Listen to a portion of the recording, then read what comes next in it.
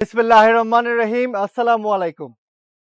আপনারা সকলেই জানেন এই গরমের মধ্যে বেশিরভাগ মানুষ যারা রাস্তায় খেটে খাওয়া মানুষ, শ্রমিক ভাইয়েরা, এখানে রিক্সা চালক ভাইয়েরা আছেন, সিএনজি চালক ভাইয়েরা আছেন, যারা রোদের মধ্যে খেটে খাওয়া মানুষ, তারা অনেক বেশি কষ্ট পাচ্ছে।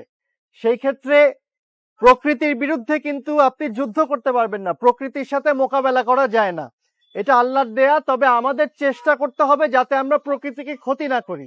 যেমন ধরুন, গাছ বা এই ধরনের জিনিসপত্র কিন্তু কাটা যাবে না। তবে এখন গরমের মধ্যে আমরা কি করতে পারি, যেটা আমরা করতে যাচ্ছি যে আমরা কিছু পানির বোতল, এখানে অনেকে আছে, সকলে মিলে আমরা পানির বোতল কিনে কিনে এই টেবিলটার মধ্যে রাখছি।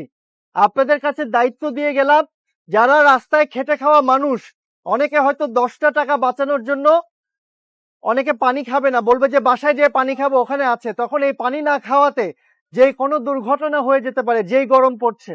সেই ক্ষেত্রে আমরা এখানে কিছু পানি কিনে রেখে দিয়ে গেলাম। আমাদের একটু দুর্বলতা হচ্ছে যে পানিটা রোদের নিচেই রাখতে হচ্ছে, এখানে অনেক পানি, এতগুলো ফ্রিজ কোথায় পাবো, বা এতগুলা ছায়া মতন জায়গাও এখানে কোথাও তেমন একটা পাচ্ছি না। তারপরও চেষ্টা করব যাতে ছায়ার মধ্যে রাখা যায়, যাতে পানিগুলো গরম না হয়ে যায়।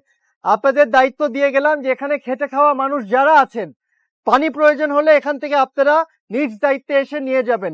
তবে যতটুকু প্রয়োজন অতটুকুই নিবেন। কেউ একজনের বেশি, একটার বেশি দুটা যদি আপনারা নিয়ে যান, অনেকে যার পানি প্রয়োজন সে কিন্তু তখন পানি পাবে না। এই জায়গাটা খেয়াল রাখবেন। এখানে কাউকে হাতে হাতে পানি দেয়া আমাদের কাজ না, আমরা পানিগুলো রেখে যাচ্ছি। যার প্রয়োজন হবে সে নিয়ে যাবেন, যার প্রয়োজন হবে না অন্য কাউকে খবর দিয়ে দিবেন যে এখানে পানি রাখা আছে, কারো প্রয়োজন হলে নিয়ে যেতে পারেন। আজকের জন্য এতটুকুই থাক। সবসময় চেষ্টা করব ছোটখাটো কাজ করে আপনাদের পাশে থাকার। আসসালামু আলাইকুম।